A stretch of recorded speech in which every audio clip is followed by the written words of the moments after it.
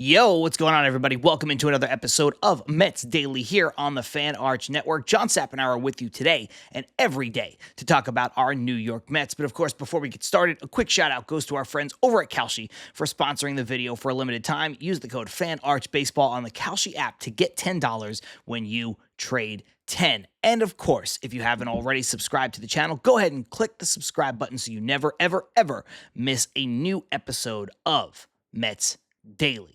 Well, the New York Mets face the Milwaukee Brewers, and it goes about as well as any one of us could have predicted. As a matter of fact, it goes about as well as I predicted on this very show yesterday. Jacob Misiorowski, while not at full strength, while not being pushed to the absolute limit, showed exactly why he is, if not the front runner, certainly one of the front runners for the NL Cy Young, as the Mets fall 8-3. And honestly, as the Mets have been in most of their meetings outside of the playoffs in 2024, which sort of really spurned on that miraculous run that the Mets went on to get within 2 games of the World Series, the Mets were outclassed, outmatched, outplayed by the Milwaukee Brewers. They're just a better organization who plays consistently better, who is run consistently better and managed consistently better, and it's sort of interesting because I know David Stearns isn't there anymore and some people don't want to give him credit, but he is the architect of that team. Maybe not on the day-to-day. Obviously, it's been a long time since he stepped away, but his fingerprints, his blueprint is all over this team. And it's what a lot of Mets fans were hoping for when he came from Milwaukee to run his hometown team, his childhood favorite team, the organization and the team that he grew up rooting for. But it's not what we've gotten to this point. And honestly, it's odd because I think this game should have been and could have been worse because, like I mentioned, Jacob Misiorowski was not allowed to go deep in this game, basically goes 4 innings. He was not pushed in any sense of the word. It was his first start coming out of the All-Star break. He was dealing with a little bit of fatigue prior to the break, and it just seemed like they wanted to give him as much time as possible, and you understand why. Guy's electric. Guy's, again, maybe going to win the Cy Young, maybe should win the Cy Young, and there's a couple months left to go before all that's sorted out and things could change. But right now, he's in the driver's seat as far as that's concerned, and with all the pitching injuries that this team has suffered, and we'll talk about those coming up in a little bit, they can't really afford to lose their ace, and they can't really afford to lose a guy that's that good. So I understand why they didn't push him. But it's just one of these games where there's not a lot to talk about. You know, we'll breeze through this segment because 8-3, I don't know. We don't have to talk about player X's at bats here or player Y's at bats there or this particular person in this outing. There's one guy we're going to talk about for sure. But again, just outclassed, overmatched, outplayed. Could have been worse. Should have been worse. And, you know, you come out the other side, you're like, yeah, obviously this is a game that the Mets lose. And, you know, they lose it off of Freddie Peralta not being good yet again. And there's just not much you can say about it because he should be better. Going up against his old team for the first time. And it was, you know, he got a nice ovation in Milwaukee. You know, the people are generally speaking pretty polite and friendly in Milwaukee. So they gave him a nice ovation as he walked off the mound.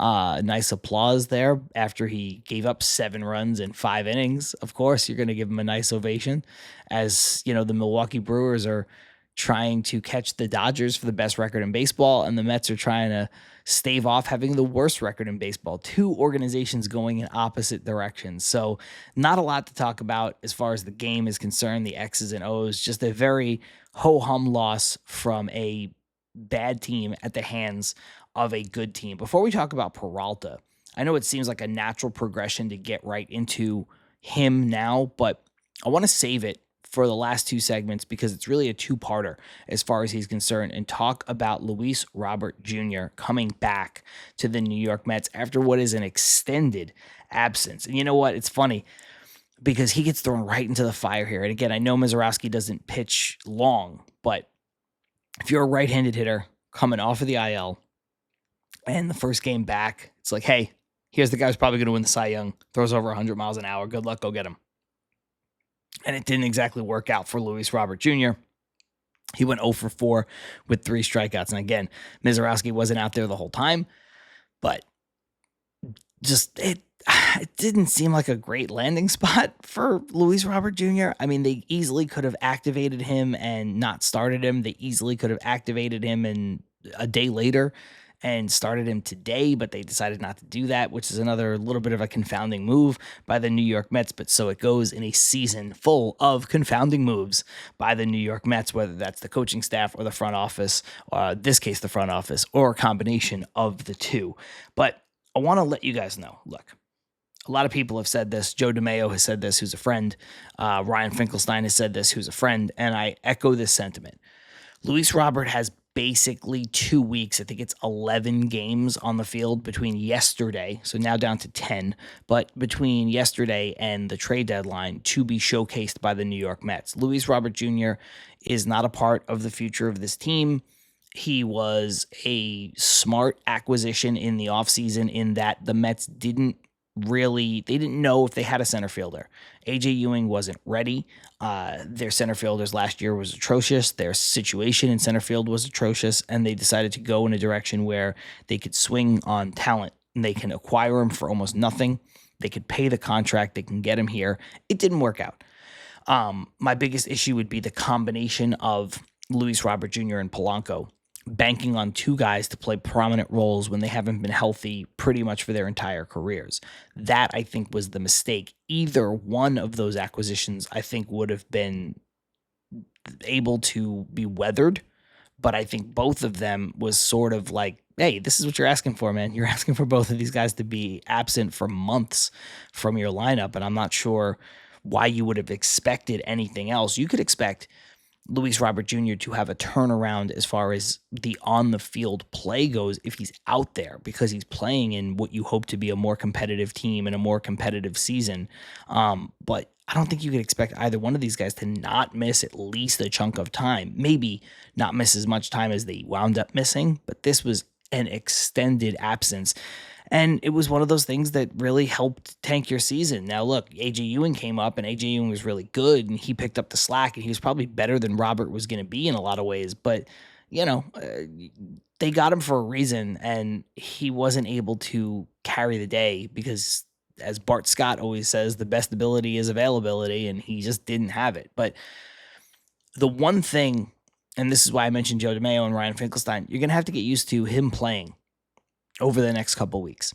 Now, he's not going to play instead of Ewing or Benj. He's not going to push one of these guys, quote unquote, to the bench. But the bottom line is the Mets are going to showcase him over the next 2 weeks to show that he's healthy. They're going to play him in center field, his natural position, because center field is a place where teams are going to look for some help. And now, look, a team might acquire Robert and make him a 4th outfielder. A team might acquire Robert and put him somewhere else. But the Mets are going to put him out there in center field a lot of the time, not all of the time, over the next 2 weeks to see what they can get for him, if anything. I think the Mets might have to consider him a sunk cost and eat the rest of the contract for the year. I think the Mets might have to, not expect a ton back, but they didn't give up a ton. So I think whatever it is, it's fine. And as far as the money side goes, it's all for this year. It's a sunk cost. And if you can eat all of it while taking back a better prospect, that might be something the Mets could consider. He does have a $20 million option for next year, which is team controlled, which is good because any team that trades him or trades for him doesn't have to be tied to him. Mets could even, if they want to try to get a really good prospect, they could pay the buyout. I think the buyout is, I don't remember if it's $5 million or $1 million or $2 million, but the Mets can pay it and not really worry about it. So, I would like the Mets not to put money on next year's payroll. But it depends who they trade him to and what they can get back for him. But when you look at this guy, he's going to get some playing time, whether you like it or not. And the fallout is this. All of us want to watch Benj and Ewing out there, quote unquote, every day. They're not going to be, whether Robert was here or not. And you have to remember, too, that you're getting into the point of the season where the Major League Baseball season is longer than any other season any other guy is going to play in. And when you're in your first year, they call it the dog days for a reason. And these guys in the minors have built in one day off a week. That's how AAA works. It's how it operates. So I don't think getting these guys off their feet, even though they're super young and they can handle it, is the worst thing in the world. It's not going to hinder their development. It's not going to kill them. I think this is just a situation where you have to understand where the Mets are at as a team and what they're looking to do and how they need to get there. So we all want to see Ben and Ewing out there, but we're not going to see them out there every single day. It's a little bit of short-term pain with Luis Robert Jr. in the lineup for some, I don't know if it's long-term gain, but it's medium-term gain where get him off the roster. But the best way to get him off the roster is to have him here and to have him play and to have teams realize that, hey, he can be an asset for you, even if it's just as a fourth outfielder, even if it's as a guy who can hit lefties, which we know he can. So that's really what it's going to come down to for Luis Robert Jr. and the Mets. We're going to see some lineups that it's not going to excite us over the next 2 weeks, like last night where, Benj sits and Ewing goes to right field. It's going to feel counterintuitive, but I promise you, it's not the end of the world. And again, it's a little bit of short-term pain for some, let's call it medium-term gain. Baseball season is here, and now you can trade every game on Kalshi. And you know what I do? I sit down to record this show, but before I hit the record button, I pop on over to the Kalshi app and see where you can find some value. What I like tonight is Juan Soto, 1+ home run versus Brandon Sproat. Brandon Sproat, former Mets farmhand, has not been good on the season, has an ERA over 5, righty versus lefty. Soto, I think, is due for a home run, and it just feels like the time you'd want to play that card. That's trading at 22 cents a share, which means $100 will get you $431. So I like the value there a lot. On Kalshi, you're trading against peers in a live market, meaning there is no house. And as the probability changes, you can buy into and out of your position. You already know, but for a limited time, use the code FANARCHBASEBALL on the Kalshi app to get $10 when you trade 10 Kalshi. Trade on anything. Must be 18 and over. Restrictions and eligibility requirements apply. Event contract trading involves risks and may not be suitable for all investors. Prices, values, and available markets may differ from those mentioned. For more information, see kalshi.com/regulatory. Now, back to the man of the hour, or the man of the I don't know how else to put it. Freddie Peralta, absolutely abysmal again, this time going up against his former team. And he has just been a case of everything that can go wrong will go wrong. I know we've talked about Freddie Peralta a lot since I've taken over this show, and it's because he was brought here to be the number one pitcher for the Mets, and he's been anything but. He hasn't offered them any relief. He hasn't offered them any of what they were hoping they were going to get. And I was bullish on this acquisition. I thought the Mets might be acquiring Freddie Peralta on the ascent. He was a guy who, kind of came up as this reliever and then this swingman and then into the rotation, middle of the rotation, started working his way up to the front of the rotation. And 2025 was a really good year for Peralta, makes his second All-Star team. And maybe he was never that good.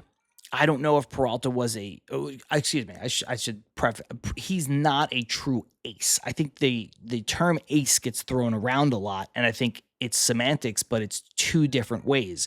You might be a team's ace, but you might not be an ace as far as baseball is concerned. You're just the number one on that particular team, and I think that's what the Mets were getting, but I did think he was on the ascent where, you were looking at a guy who was like a top 15, no worse than top 20 starter in Major League Baseball when the season began.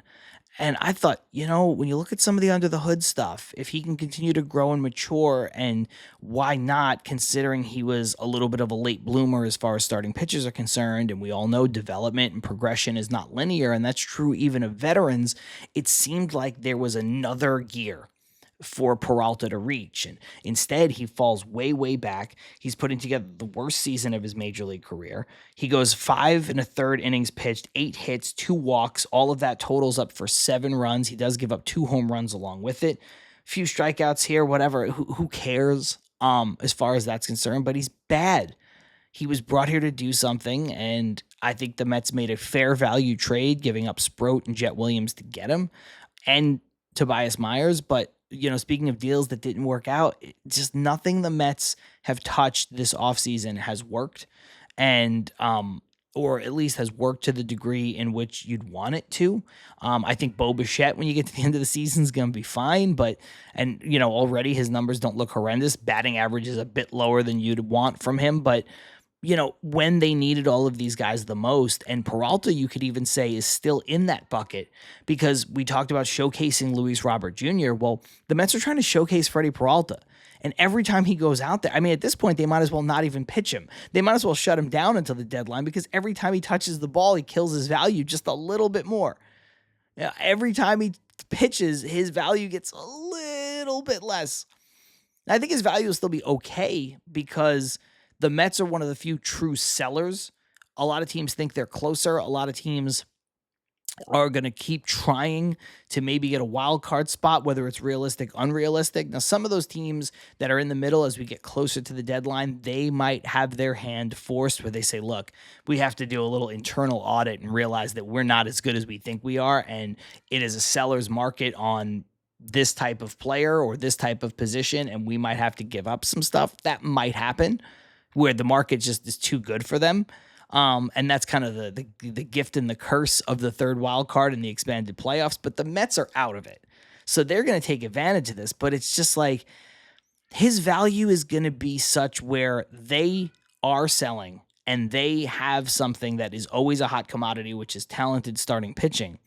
And so I think they'll get something pretty good for him. I know it seems like, how could I say that? But I think they will.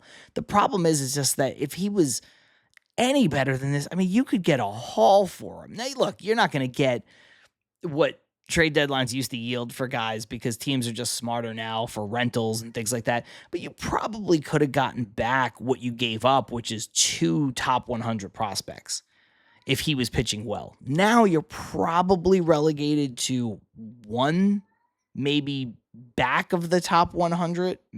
I think I'm no prospect expert, but I think that's more of what you're looking for. I think you can still probably swing one, but I don't think it's going to be the kind of return that you would hope for. And this is just a guy who is just destroying his value with each and every single start. Now pitching to an ERA over 5. And, we talk about ERA and batting average not being what they were in terms of indicators of success. I like ERA still a little bit more than batting average because I think some of the advanced stats are just easier to move batting average to the side, whereas ERA I think is still fairly indicative, but it's not the be-all, end-all. But it's funny because we talk about those stats, how they don't matter as much as they used to until they do. And it's usually when one is super high or super low, right? Like you don't care about batting average unless somebody's hitting 340, 370. And then you're like, damn, man, this guy's really going off. You don't care about batting average until you're like, wow, how is this guy hitting 189? And then you start to like, okay, yeah, like if you're hitting as badly as 189, doesn't matter how often you walk, your on-base percentage probably isn't great. And so your on-base plus your slug's not going to be as great. And I think when you look at ERA, it's sort of the same. If a guy has a 1.7 ERA, 1.70, you're like, damn, this guy's going off. If a guy's an ERA over 5, you're still like, ugh, this is an abysmal season, and with good reason. I think when you start to forget about ERA is in the middle. A guy could have a 3.3 ERA and not be pitching as well as that seems. Or a guy could have like a 4, let's just say 4.3 ERA. And you're like, man, it seems like they're not doing great. But then you start to look at some of the other stuff, the fielding, independent pitching, and you look at where the stuff is and things like that. And you're like, wow, they might be a bit better. I think once you start getting an ERA in the high 4s, especially as a starter, low 5s, where Peralta is now 5.01. Like I said, you're like, no, that's it. That's bad. That is a bad combination. So he's been a bad combination of a lot of things, and it's unfortunate. Like I said, none of these deals have really worked out for the Mets, but it's just a pure confounding miss for the Mets. And again, it was a deal that I was all about, but it did not work out. And hopefully it will work out to the tune of being able to get the Mets something. And that takes us into our last segment, which is there's a report that Milwaukee is one of the teams interested in Freddie Peralta, and you'd understand why. They've had pitching injuries all over their starting rotation. Woodruff is out for the year. They've got another pitcher whose name escapes me at the moment, out for the year. Harrison is out, hopefully coming back for them.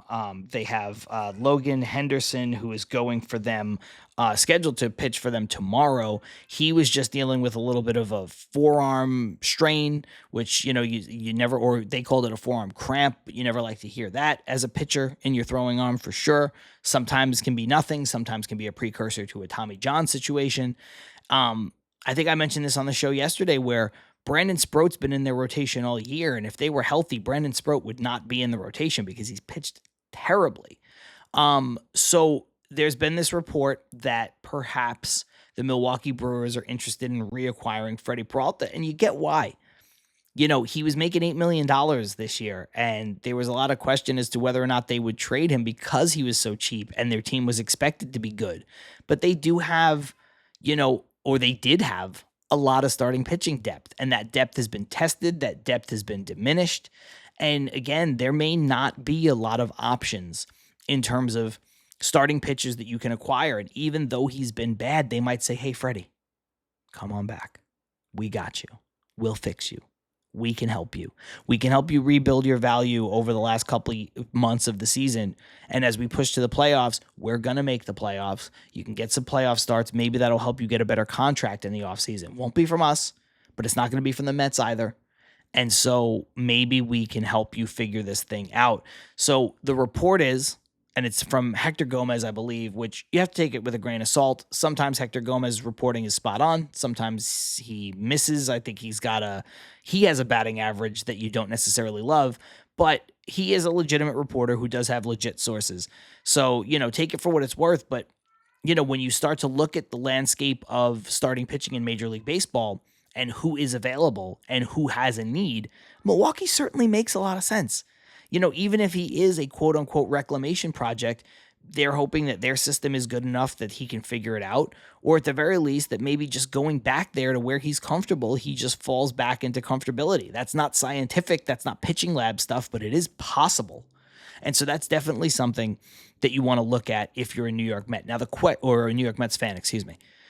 Now the question becomes, and Ryan Finkelstein talked about this a little bit too, but this is the tricky part.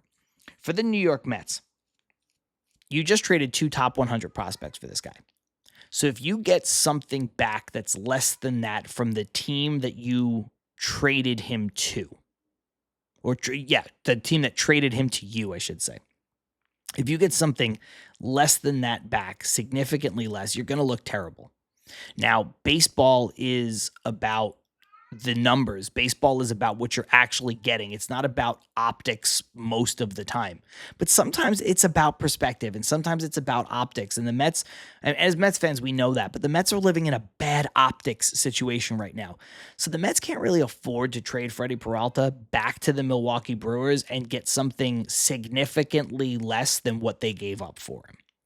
So the Mets might find a better deal somewhere else. Again, Freddie Peralta is making almost no money. Freddie Peralta, especially when you prorate that deal to the last 2 months, it's going to be a couple $1 million. Mets could easily pay that to get a better prospect in return. And so you might see them, because he's on an expiring deal, there's also no limits as to where they could trade him. They might trade him to the Phillies. They might trade him in division to the Braves. Doesn't matter because his contract is up and, maybe they re-sign him, maybe they don't, but he's going to be a free agent. That's what's going to happen.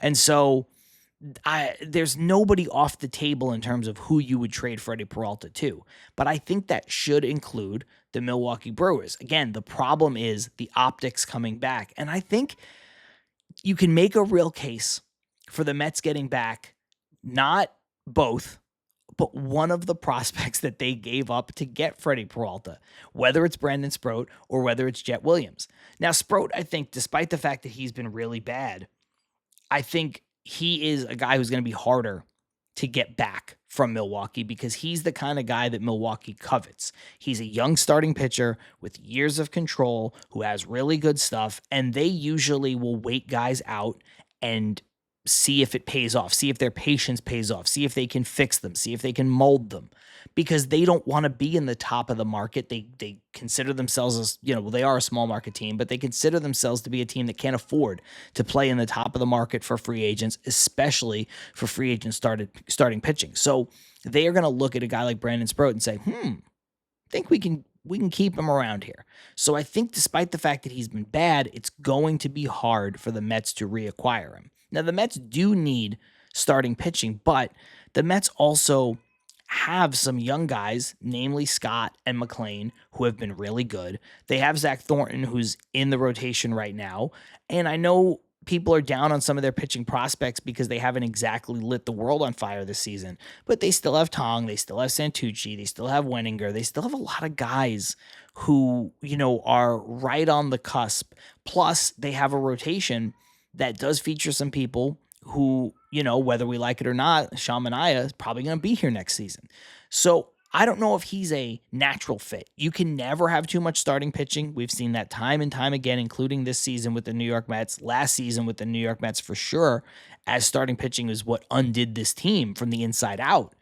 But I don't know if he's a fit because I don't know if he's the perfect fit. And I don't know that Milwaukee wants to part with him. Now, Jet Williams, on the other hand, makes a lot of sense. Jet has been a little banged up, but he's played most of the season in AAA, and he has not been good. Not at all. It's probably the worst season he's put together as a prospect.